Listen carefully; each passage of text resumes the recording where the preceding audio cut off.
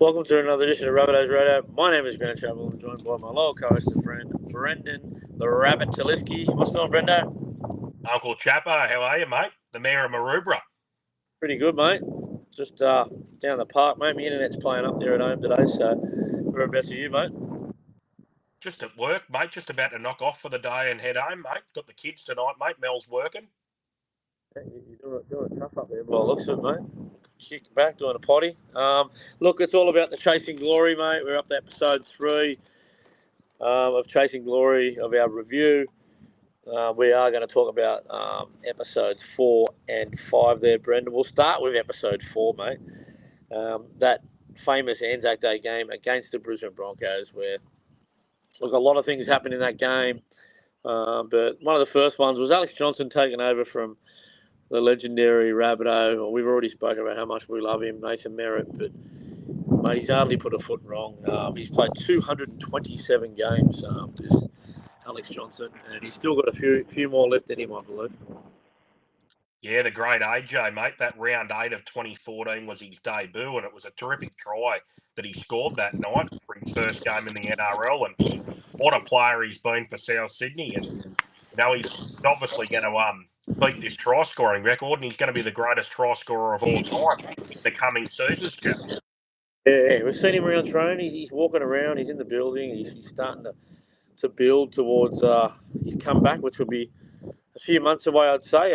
He's an outside chance of being there for the start of the season, but if not, it'll be a few rounds in, mate. So, look, Alex Johnson, he's burst onto the scene, scored 20-odd tries in his first season, and was good enough to lift the trophy later on in the year. But this game was topsy-turvy. I think it had a record crowd for an Anzac Day match, 44,122.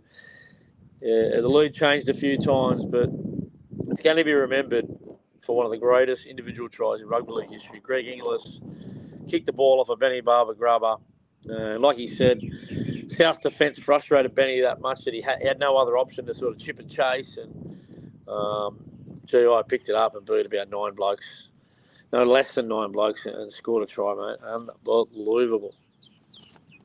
Well, I think that try, mate, to be honest, you could go back through any era in rugby league, and that is, in my opinion, one of, if not the greatest try ever scored. Honestly, chaps, that is just going to be on highlight reels forever in a day. And how lucky were we to see the great Gregory Inglis in the Cardinal and Myrtle of South Sydney, mate? Well, it almost didn't happen, did it? Looks like News Limited were trying to push him to the Broncos from a News Limited team to another one. Thank God he wouldn't have it. He decided, no, he wants out. A lot of his family went for the Rabbitohs, uncles, aunties, his parents, and mate, we were that lucky to get him back in the building, mate. Unbelievable. Extremely lucky, chaps, and yeah, what a sight it was. Greg Inglis, mate, in his prime in a South Sydney jersey. We do not win this premiership in 2014 without Greg Inglis. No, that's a fair statement. Out beside Coruscant, he was only a few games into his career. He scored a great try. He beat 3 or 4 blokes, went in under the post. But it was 28-26, that one. And then I'm going to talk about there's a Titans game and a round 13 game in Perth where we just got to see what this kid's all about. Dylan Walker burst onto the scene, absolute jack in the box.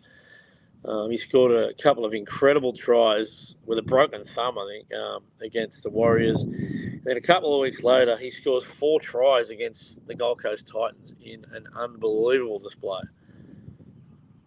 Yeah, mate, Dylan Walker, one of the great mascot Jets down there, and South Sydney Juniors in the South Juniors comp. And as I said before, I'm not from the local area, but I love it when a Rabbitohs junior debuts in the NRL. And mate, Dylan Walker had it all: electrifying speed, footwork. He could hit a hole, score a try. He could set his wingman up.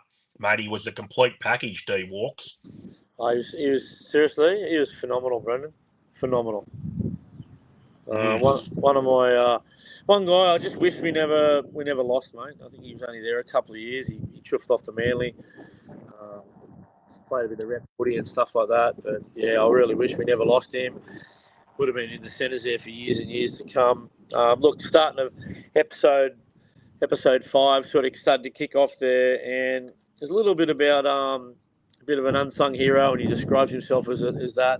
He certainly wasn't a superstar. Dave Tyrrell came down as a winger from Brisbane, ended up playing 155 games, most of them in the front row, including a grand final performance in the front row where he was headbutted a few times by James Graham.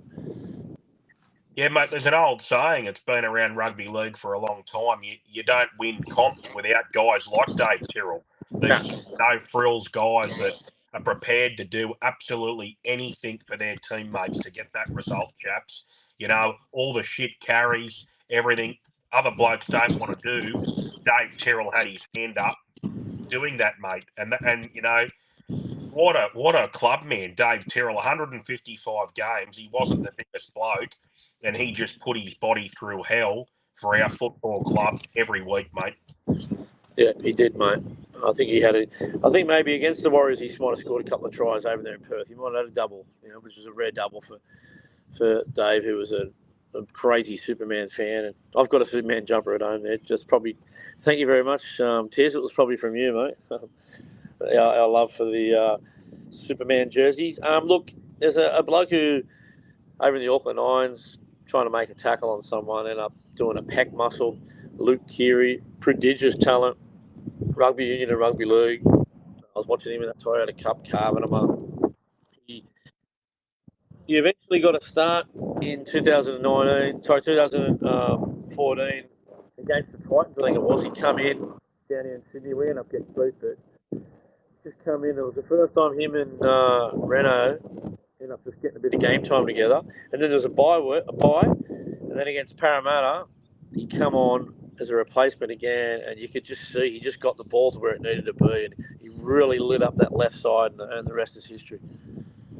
Yeah, he was a winner, Luke Keary, and absolutely full of confidence he was. And yeah, his form throughout that 2014 season was absolutely exceptional, chaps. Yeah, look at him today. Like he was Clive Churchill medalist in for the Roosters. There, he's won 3 premierships. Like for a guy, if you ever seen him in real life, he's not a big guy. So he must have a heart of a lion, and mate, he'll go down as a South Sydney legend. Don't worry about that. He had a huge part in this season, 2014 season. Look, we touched up the Raiders in round 20, and then there was I think really we still weren't sure whether we could win it because we were so, as fans and probably people internally in the club, we weren't confident we could win it until I think we got to the SCG round 22 against Manly, coming up against a red hot Jamie Lyon, who was one of the better centres in the game in that period. And we just brought the heat, mate. We stood over. I was out there with the work function. Actually, went out and got on the drink and watched it, mate. Outstanding. Kirisomi Ava'a really handled Jamie Lyon well. Luke Keary got in Jamie Lyon's face a couple of times, mate. That night, Sammy Burgess, what about this? 247 run meters in that game. Outstanding, big Sammy that night. Sammy Burgess, yeah, one of the toughest, if not the toughest Rabbitoh I've seen in my lifetime. I'm 35 years old, and as I've said before, he was the big dog. He was the alpha male, and he basically just said, come with me. If you blokes want to win it, come with me. And he absolutely tore into the opposition when he had the ball. Without the ball, he whacked him in defence. And another guy, and I'm pretty sure we can say this for certain, we do not win the premiership without Sam Burgess, chaps. Nah, no way, mate. That bloke was just a one-man wrecking ball. He just did things differently to other people. Still probably the best forward I think I've ever seen play for South Sydney. Especially the style of football that he played is very, very hard to deny, mate. Even that game, just a sneaky little stat from that game, round 22 against Manly. How many 5'8" make 33 tackles? Luke Keary, 33 tackles that night. Now, that's another reason I walked away from that game thinking, okay, well, the little fella can handle the defence.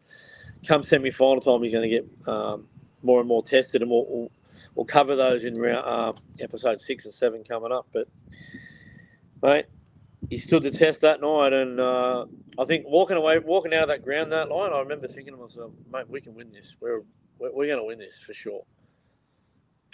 Definitely, mate. That victory against Manly was a huge victory, and I think it filled the supporters with a lot of confidence. And I'm loving doing these reviews with you and chatting quite a lot about Luke Keary, because I think just how good he was for South has been lost because of our rivalry with the Roosters and him going over there and winning premierships over there. 10 years on, we've got to remember this guy for what he was, and that was an outstanding footballer for the Rabbitohs, and another guy that, without the former Luke Keary at 5'8", would we have won that comp, chaps? Possibly not. Yeah, I think Sato, probably another part of that was I think Sato had a bit of an injury and stuff, but Sato come back into the back row and being the ultimate team player and being I think he's a very rare footballer that he grew up in an area. He was a junior, represented all levels at a junior level, played 300 games for an NRL club, the club that he grew up in the area, lifted the trophy as the captain. I think he's the only player in rugby league history to do so along those lines there. This bloke he would have played off the bench if he had to. He would have played anywhere. He would have done anything to get this team going, and he's still doing it today. He's still passing over all his knowledge and skills to the next generation coming through.